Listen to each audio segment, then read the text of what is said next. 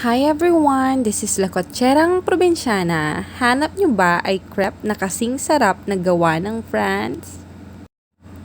Ito ay matatagpuan sa Baywalk ng Lingayen, Pangasinan. Hanapin lang ang Urban Crepe.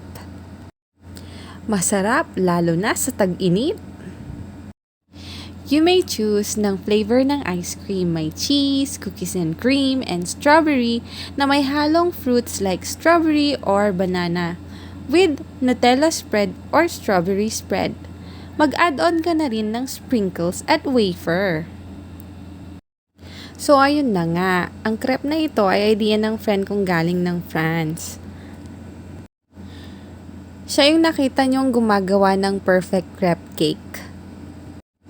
Then, pinalagyan niya ng strawberry and Nutella. Then, pagkatapos, fold-fold na. And, syempre, nilagyan ng balot at inilagay sa baso para malagyan ng ice cream na napili nyo.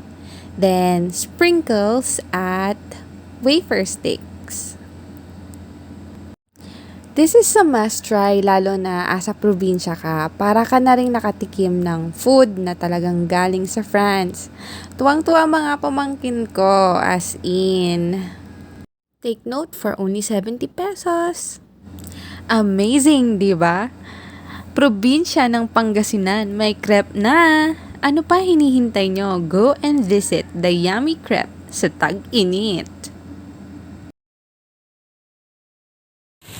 Tastes so good. For more videos, hit like and subscribe. Thank you for watching!